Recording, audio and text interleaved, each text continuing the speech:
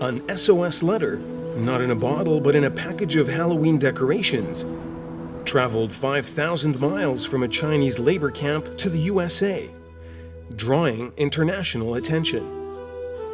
Sir, if you occasionally buy this product, please kindly resend this letter to the World Human Rights Organization.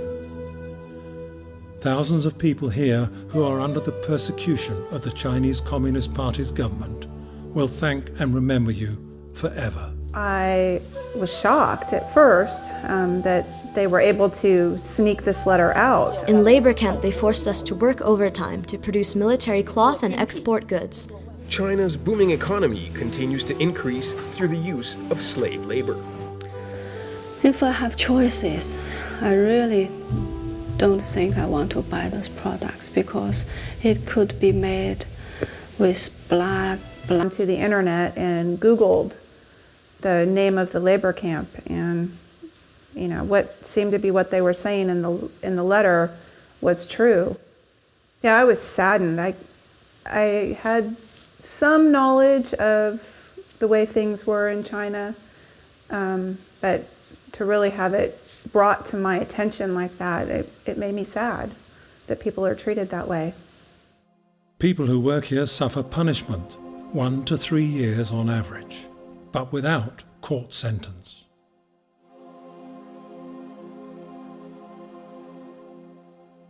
Julie posted the letter on her Facebook page and contacted human rights organizations and the press. I just want people to know and remain aware that this is a continuing problem in China and that these people really do need help. According to the letter, the box was made in China at the Massanjia labor camp, where many of the imprisoned forced laborers are members of Falun Gong, a banned Chinese spiritual group. There, they often suffer more punishment than others. Li Yang, a Falun Gong practitioner in the UK, imprisoned in the Massanjia labor camp in 2001, says the claims made in the letter are genuine.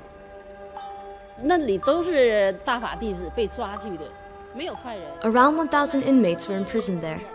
They were all Falun Gong practitioners. I did not see any other criminals, and they were forced to twist artificial flowers by hand, very thin tree branches, and little plastic snowmen as well. During shipping due day, they have to work until 12 p.m., sometimes until 2 a.m. They were not allowed to sleep if the quota was not finished. Some senior practitioners were too exhausted to get to their bed. In 2008, Li Yang obtained asylum in the UK. Now, every day, she goes to the Chinese embassy in London as part of a 24/7 vigil held by Falun Gong practitioners in London to draw attention to those held in Chinese labor camps. Falun Gong is a Qigong discipline combining slow-moving exercises and meditation with a moral philosophy centered on the principles of truthfulness, compassion, and tolerance. It was first introduced in China in 1992. Although the practice initially enjoyed considerable support from Chinese officials, by the mid to late 1990s, the Chinese Communist Party increasingly viewed Falun Gong as a potential threat due to its size and spiritual teachings. On 20th July 1999, the Communist Party leadership initiated a nationwide crackdown and launched a propaganda campaign intended to eradicate the practice. Falun Gong is persecuted in China primarily because of the numbers. There were 100 million people practicing in the country, and the Chinese regime, some people in the Chinese regime were nervous about that many people doing something outside of their control. But there's also the aspect of what Falun Gong is. It represents the essence of traditional Chinese culture, and the Chinese regime has spent the last 60 some odd years trying to stamp out Chinese culture. It's an atheist regime, and so there was an ideological factor as well.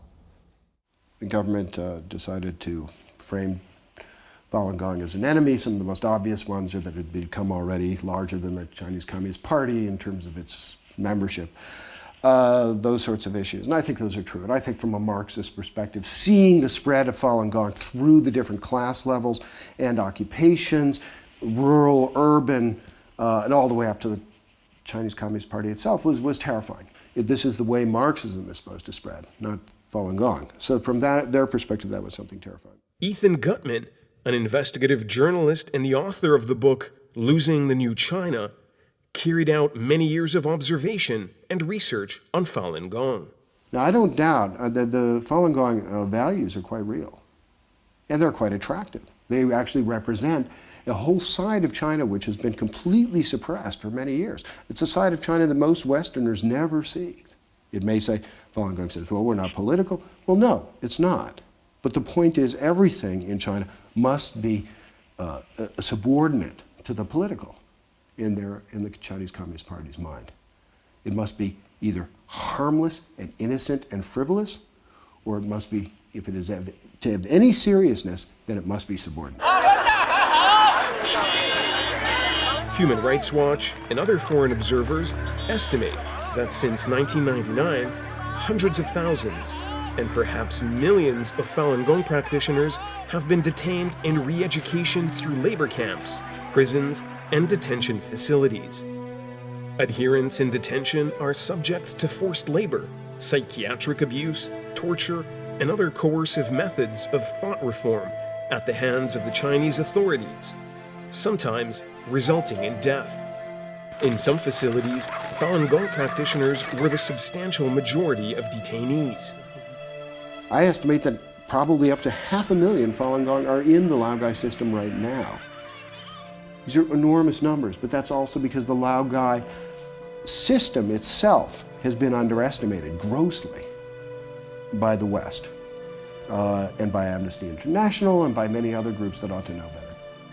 Jennifer Zhang, a Falun Gong practitioner who survived the persecution in China, said Falun Gong practitioners in detention consistently received the longest sentences and worst treatment. On the first day we were there, the police made it very clear that the only purpose for us to be sent there is to get us reformed. All sorts of methods, physical torture, including electric baton, beaten ups, and sometimes very shocking methods to female Falun Gong practitioners, sexual assaults, and also sleep deprivation. And also we were forced to watch those propaganda materials. And they also forced other criminals to torture us in order to reach their quota, and if the criminals do a good job for the police, they can be released ahead of time. And if they don't reform Falun Gong practitioners, they may also even not allowed to sleep. So others, they turn all the other criminals against Falun Gong. Jennifer Zhang was imprisoned for 12 months in a labor camp before she fled to Australia and obtained asylum in 2001. In 2005, she published a book, Witnessing History, about her experiences regarding the persecution of Falun Gong in China.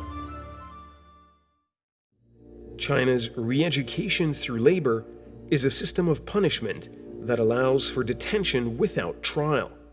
Under the current system, police can send people to labor camps for up to 4 years for a variety of vaguely defined offenses. China began using the system in 1957. In 1957, when Mao Zedong's class struggle and the campaign against the anti-revolutionaries, at that time Mao believed that he needs a system without legal trial to put people away. So in 1957, the re-education through labor established. It was not a law. It didn't pass by any legislation body, not passed by the People's Congress. The system was originally used to detain accused counter-revolutionaries or other critics of the communist government, but it was later expanded to punish prostitutes, drug addicts, and other minor criminals. Now the system is also used to imprison people regarded as a threat to the government, such as Falun Gong practitioners, Muslim Uyghurs in Xinjiang, members of underground churches, and petitioners who had committed no crimes. Detainees in re-education centers will undergo brainwashing study sessions and are required to write daily thought reports. Detainees are often kept there until they change their thinking. China also uses state-run mental health hospitals to keep political prisoners. However, in practice, it has led to the creation of a vast network of prison labor camps known as laogai across the country. Chinese state media said China has 310 labor camps, holding about 310,000 prisoners and employing 100,000 staff. According to estimates from the Laogai Research Foundation, there are 6.8 million people incarcerated in China's 1,100 labor institutions. Masanjia labor camp is one of the most notorious labor camps in China for the most violent, forced deprogramming used by the government to suppress dissidents. Stories of torture at Masanjia first came out 13 years ago in overseas media. There's been well over 8,000 reports of torture and abuse of Masanjia labor camp over the last decade, coming mostly from people who have been detained there and suffered the abuse themselves. One case that came out in 2000-2001 was a case of 18 female detainees who were stripped naked and put into a male jail cell where they were gang raped very violently. This caused quite a stir among the China Watcher community, the human rights community. In particular, Masanjia. So I've interviewed, I think, six people, all women, I believe, all Falun Gong, who were in Masanjia at one point or another. And the descriptions, after this case came out, after this letter dropped out of this woman's graveyard pack, or whatever it was called, kind of a Halloween fan myself, I went back and started listening to those interviews, and they're quite complex. There's a lot of information on Masanjia. It was notorious. It was the crucible, the most difficult place for a Falun Gong. Like many labor camps, the common criminals, rapists, murderers, thieves, drug addicts, were at the top of the pyramid. They were given control of the labor camp in a sense. Underneath the guards, they were given control, and they always had high status. At the same time, Falun Gong has a code of nonviolence, a code of passive resistance. And this made them very vulnerable to the conditions inside their individual cell blocks. Masanjia labor camp, it's very specific setup, a women's labor camp in 1999. I think it's October 29th, established by the Central CCP and the Minister of Justice. And they established this special women's labor camp to brainwash and transform Falun Gong practitioners and design different torture techniques. And then they use this technique and the transformation and the brainwash method promote to nationwide all China different labor camps and prisons. So that's why this is the most notorious. All the techniques were designed in this labor camp. In April 2013, the Chinese magazine Lens published a story about former inmate Liu Hua, whose diary recounted the torture carried out in Masanjia women's labor camp. Liu Hua, a petitioner who was imprisoned at Masanjia on 3 separate occasions, said in Masanjia every day they faced long hours of brutal treatment with little sleep and food. The violent oppression pushed some detainees to suicide. 把我们抓到马三家呢，当地政府给他们 Our local government paid the labor camp 60,000 to 100,000 Chinese yuan to imprison us. In labor camp, they forced us to work overtime to produce military cloth and export goods, coats for Italy, shirts for South Korea, no tax towards the government, and no payment to us. If anyone could not finish their quota, they would be badly beaten. On the 22nd of June, 2011, a criminal slept on the top of my bunk bed. She could not tolerate any more and cut an artery on her right arm with small scissors. Liu Hua was imprisoned along with her husband not for any association with Falun Gong, but for exposing corruption in their local village party. In prison, she witnessed the treatment handed out to Falun Gong practitioners. So in Masanjia, there were over 400 inmates. 80% were practitioners of Falun Gong. The practitioners' workload is much heavier than ours. If Falun Gong practitioners refuse to work, they will be tortured with extreme methods. One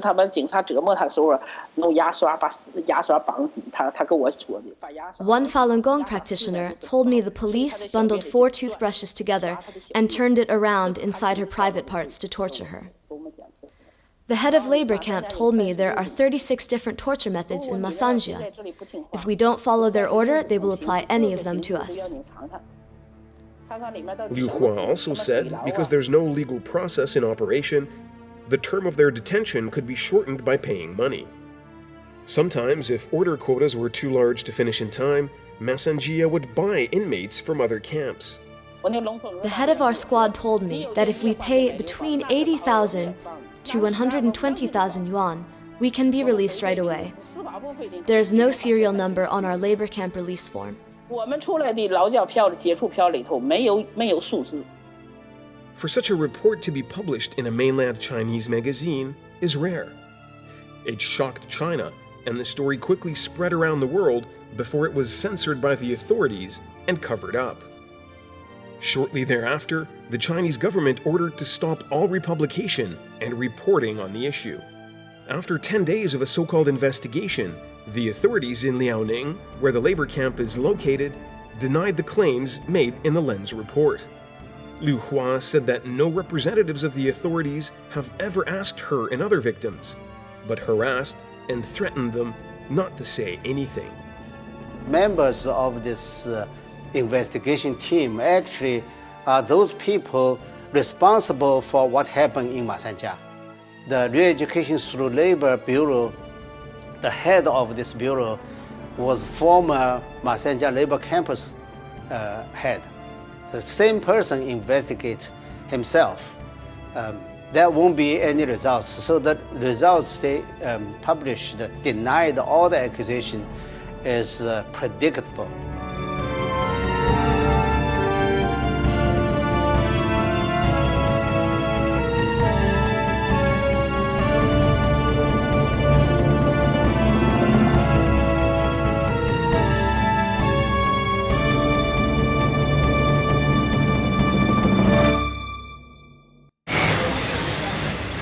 China's booming economy continues to increase through the use of slave labor.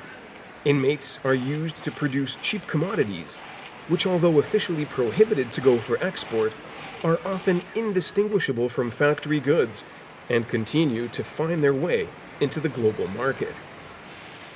The U.S. Customs and Border Protection website states that most cases of products found to be made with forced labor are from China. Common everyday products ranging from artificial Christmas trees, Christmas tree lights, bracelets, tools, and foodstuffs. According to a 1998 House Committee on International Relations report, companies which reportedly have or have had products made in Chinese labor camps include many major international companies. Nestle was accused of having some of their products made in Chinese labor camps. Jennifer Zhang confirmed they made fluffy rabbits for Nestle when she was detained in a labor camp. The special order we received, or labor camp received, was 100,000 rabbits, promotional rabbits for Nestle. So if you buy the products, they give you one for free. So this rabbit, each one needs at least 10 hours and more than 30 procedures to make. And the labor camp only received some 5 US cents, and we received nothing. The police actually was very proud of the fact that we can produce products for Nestle because it's a so huge international company. Nestle denied the company's business has any links with the labor camps in China, but did admit it had 2 companies in China producing the rabbits for a marketing campaign. Frederick Koller, an investigative journalist from the Swiss-French language daily newspaper Le Temps, found Beijing Michi Toys Company Limited is one of Nestle's Chinese companies located just 500 meters away from the labor camp where Jennifer Zhang was detained. I went back to Daxing just to look around the company to check out if there were no labor camp near this Michi Toys company. And I easily found out that maybe 500 meters far away from Michi Toys, there is actually a labor camp called Tiantanghe, and that was the labor camp. Mrs. Zhang was detained. I had other testimonies actually of people saying that they knew that some toys company, because there are many toys company there as well, used to work with labor camps. The Michi company denied it had subcontracted the production to a labor camp. Nestle later introduced a new clause against forced labor and for its future contracts in China. As for the product, usually they don't admit they use this labor camp to produce the product export to Western countries. They openly denied all the accusations. But actually, when the Western company tried to produce product in China, they will subcontract to a Chinese company. And then this Chinese company will subcontract to the forced labor camp. This way, the company in United States or other countries won't be able to know, their products were made in the labor camp or jail. In the US and Canada, it is illegal to import and sell any products manufactured in a labor camp. Scott Flipsy, a specialist in American foreign policy, has been tracking Chinese slave labor products issues for 20 years. He said it is hard for the US to enforce these laws. Because it requires Chinese cooperation, and China doesn't give that cooperation. It doesn't freely admit that products are made with prison labor. And so the way forward here is to expose, for journalists and activists to expose the camps that are doing this, to sort of accumulate stories from, and very specific, with specific details about which prisons are the ones that are producing the goods, and then to sort of expose these type of things. That will do, I think, a lot of good, to sort of try to stop this practice. Now, China is the world's biggest exporter and trader. Every year, China exports $2,050 trillion worth of goods all over the world. In 2012, China exported $376 billion worth of goods to 27 EU countries, exported $352 billion worth of goods to the US, and $54 billion worth of goods to the UK. Currently in Europe, it is still not illegal to import prison-made goods. The European Parliament has called for a total ban on Chinese goods produced through forced labor, which members of the European Parliament say are still imported into Europe in sizable quantities. 2.5 years ago, and we asked the Commissioner for Trade to really undermine that those products can be imported in the European Union, because since Laogai Research found out what kind of camps produce what kind of products, the US already did forbid the import, and the EU did not up to now, and that's really a blame for Europe. It's frustrating because we asked several times, we are going to ask again. It was in March of this year. And the commissioner responsible for trade, he could be the one who really comes forward with an improvement, and we hope that he will do it one day. The European Commission says it's too difficult to identify the origin of such goods and has therefore preferred to opt for dialogue with China rather than an import ban. It's entirely and totally unacceptable from our standpoint, and I'm not trying to make any excuses for the Chinese authorities. They must, shoulder the responsibility of the way they are involved in this process. But at the same time, we have to be clear that you can, create legislation, but if it's not enforced, perhaps that's not necessarily the best route, although we're open to ideas and we are always in contact with MEPs and members of the European Parliament. But like I say, right now we feel engagement is delivering results in the human rights dialogue across the board, and this is an element that we are always raising with the Chinese at every opportunity. If you are, unknowingly taking advantage of those innocent people, you are part of this crime. And number two, because Western companies cannot compete with those no-cost, cheap labor in the labor camps, maybe hundreds of thousands of them. And the Westerners, their factory were closed. They lose their job.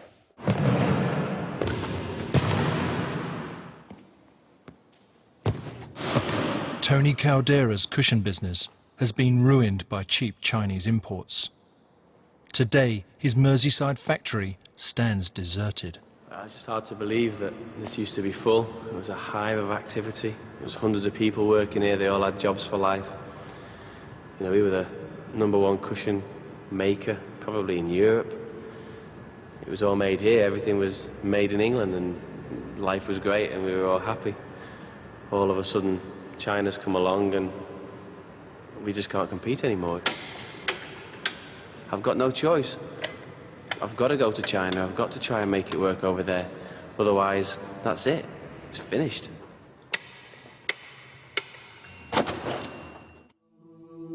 The products made in labor camps are produced by people who are forced to work and are in unsafe and unhealthy conditions. Because of malnutrition, sleep deprivation, and stress, detainees in labor camps often contract lice, scabies, and other ailments. Sick detainees are still forced to work. Many are not allowed to take showers for long periods of time, allowing all manner of bodily substances to come into contact with the items they manufacture.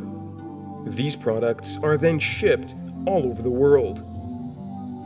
Sophie Liu, a Falun Gong practitioner and a Chinese labor camp survivor, said she was kidnapped by agents of the Chinese Communist Party 4 different times.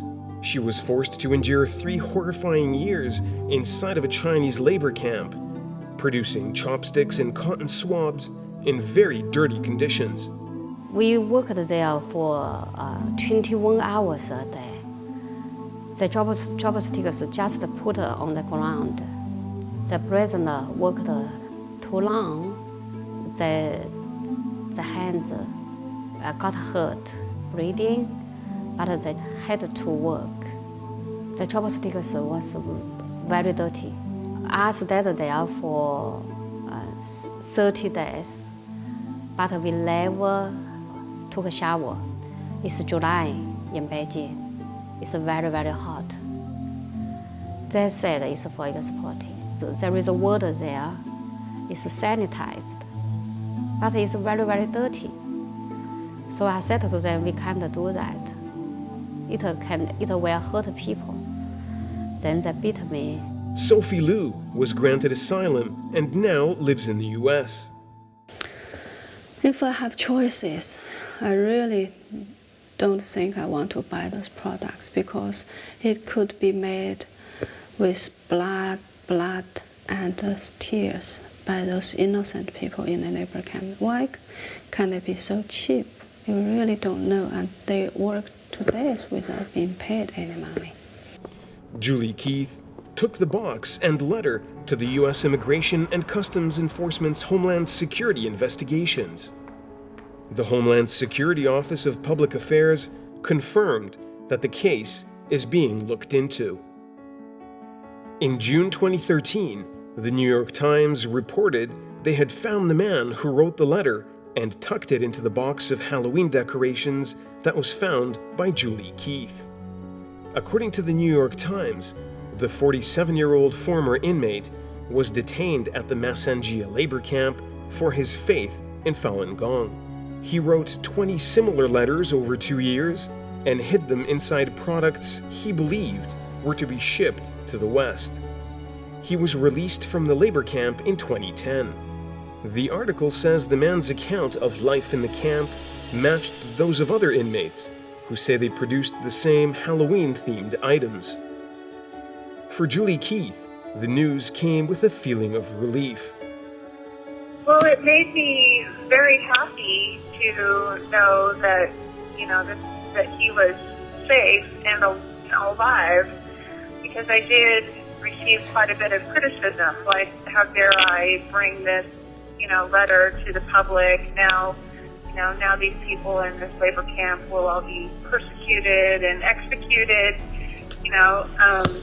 So it made me very happy to know that he was out of the camp and alive. Julie Keith now checks the label of everything she buys. Her friends, she said, do the same. I really try to not buy made in China products. I understand that not every product made in China is made under these conditions. But I always think when I don't go to the dollar store anymore because everything there is made in China, and so I really try to be more careful. I hope it helped. There's a lot of people that said they would really try to change their shopping habits, really be careful about the items they're purchasing. If people can change the way they think, about their purchases, then maybe it'll make a difference.